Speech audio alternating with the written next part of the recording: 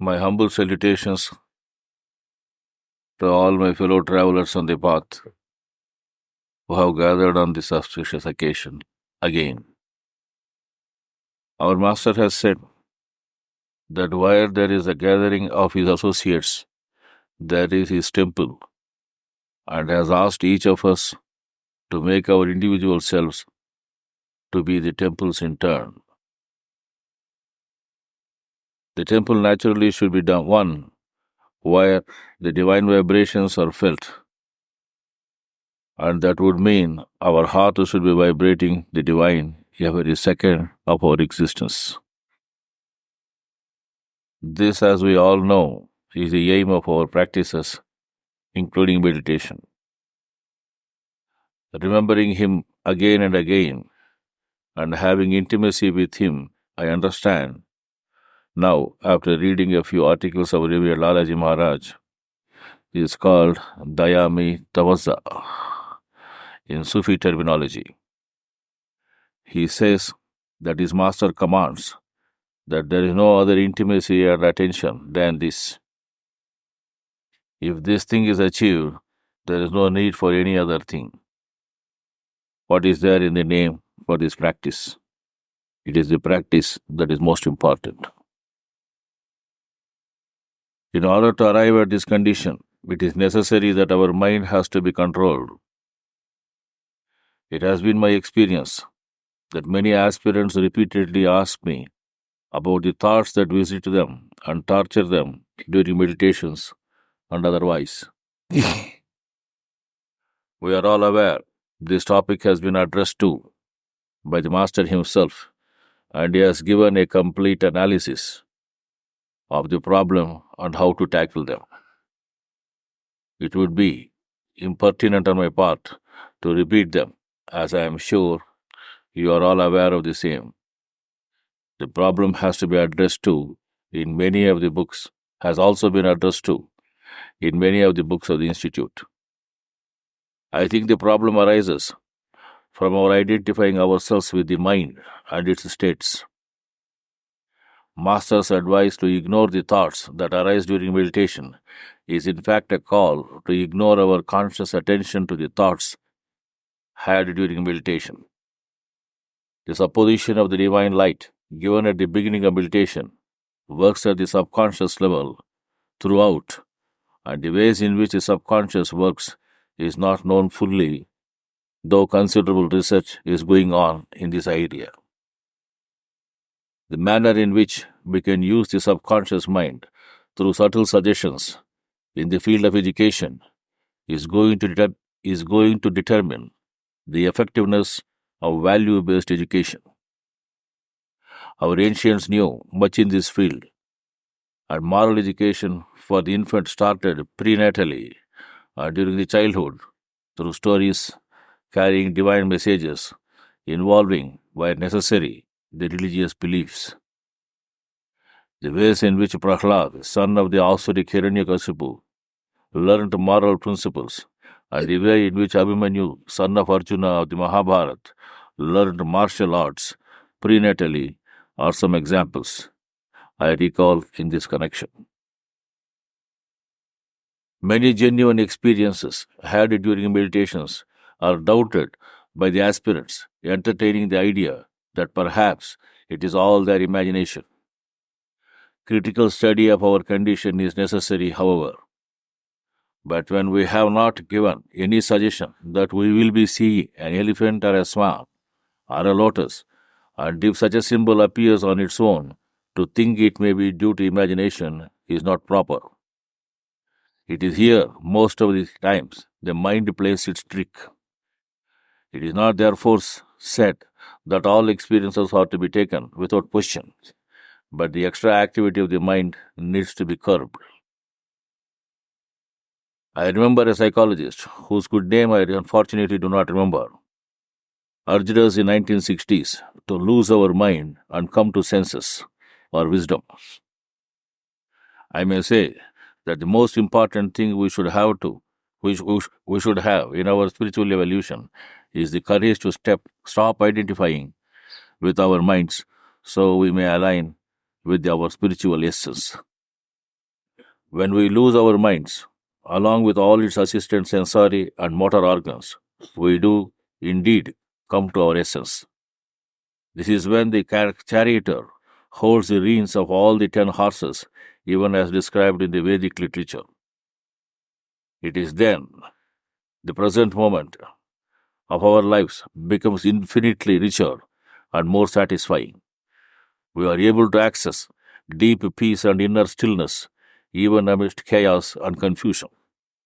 We feel more connected to our guidance from the Master, felt in the heart, as we inhabit a clear space within us, uncluttered by thought, in which abundant insight and creative inspiration are easily received. In this process, we recognize that we are not our mind. Our essence, which is in communion with the Master, is self-luminous, and the mind is only a small candle reflecting that luminosity. If the mind is silenced through various purification processes we undertake, it starts reflecting the essence in us perfectly and becomes moon-like. We also understand when the mind is purified, it becomes a valuable tool even to comprehend matters far beyond the intellect. The identification of the perfect mind with intellectual excellence is one of the blunders of human thinking down the ages. Our minds, when perfected, learn the art and science of understanding and methods of wisdom in a natural manner, not requiring the help of the intellect at all. That is why masters have always asked us to go beyond the intellect pursuit.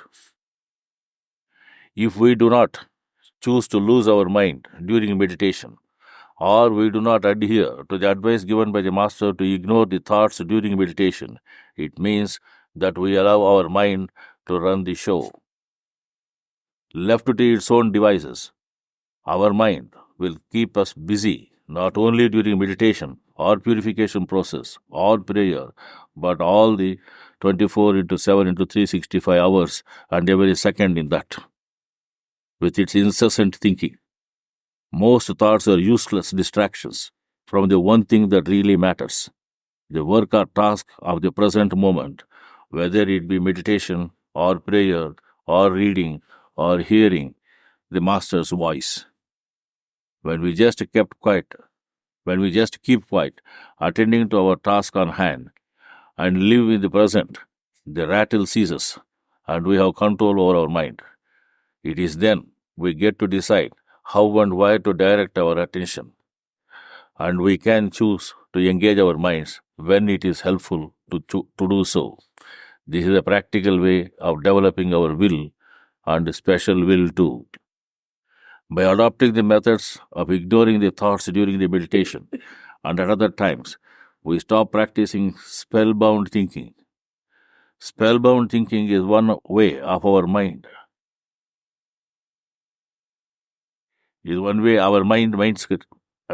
Spellbound thinking is one way our mind maintains control of our thoughts and activates our negative emotions.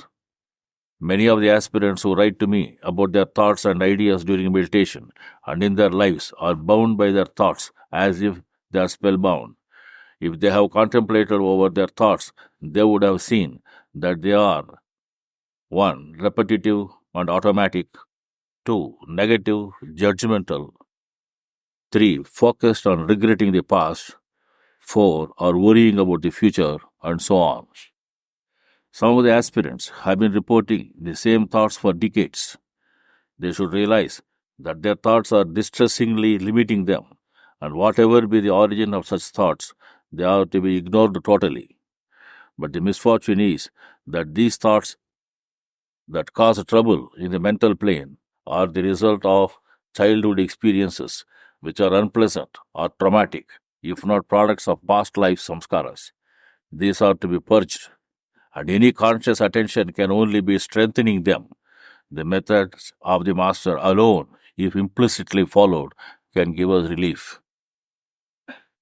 During the purification process, irrespective of adopting any method given by the Master, it is generally reported that they feel highly restless. I can say that the moment one feels bad, one should realize that an old habit has recurred. One may feel guilty, fearful, anxious, sad, angry, resentful, or just uneasy. These thoughts are so habitual that we sometimes are not even aware we are thinking them. Our negative emotions are our best signal to know that we are on an old trap. It is only when we adopt the process of just ignoring the thoughts that we can come out of them, or else we will be battling with them through the entire period of purification, which really means that we are not thinking of purification at all. 2. While cleaning, if we find ourselves dwelling on something that happened in the past that bothers us, it is likely that it is about the same incident or series of incidents that occur our mind that our of incidents that our mind revisits on a regular basis. 3. When we find ourselves worrying about some future event, it is the same habit of mind which wanders away from the present. Worry is catastrophic thinking. It is about imagining the worst possible outcome to a current or a future situation. Thanks to the cultural field of notions of security and safety, our minds tend to excel at catastrophic thinking. Once we recognize that we are engaging ourselves in these types of thinking, it is necessary that we should remember the present. In the present, we are either attending to meditation or purification or prayer. We should gently revert back to the present, refusing to indulge in the matters of in the patterns of thinking developed in the past. Once we come to the present moment, our mind has not much to do except to attend to the task on hand. Mind then has nothing to do, and that is the precise reason why it is so fond of keeping us stuck in the past or dwelling on the future. It is not uncommon for us to hear many aspirants who gather on these auspicious occasions to talk about what they call their experiences in earlier congregations or their contacts with masters and the advanced persons. This type of input grants to the aspirants the stuff with which they can engage themselves during meditations, and instead of thinking of the present, where they are deriving divine grace, get into their rut of old habits of thinking. It is necessary that we should live in the present and be totally oriented to the grace that is oozing from the ever-loving Master. We should be vigilant and willing to bring our attention every now and then back to the present. Our mind is clever and tricky. It will look for new ways to capture our attention and regain control. It is necessary that we should be gentle with ourselves. It is important to refrain from criticizing or judging ourselves during this process, for that is just the way for the mind to sneak through the back door. During the remaining 3 days of the Basant celebrations, I request the aspirants to keep firm grip on the goal we have chosen and be in the thought of the Master. Pranams.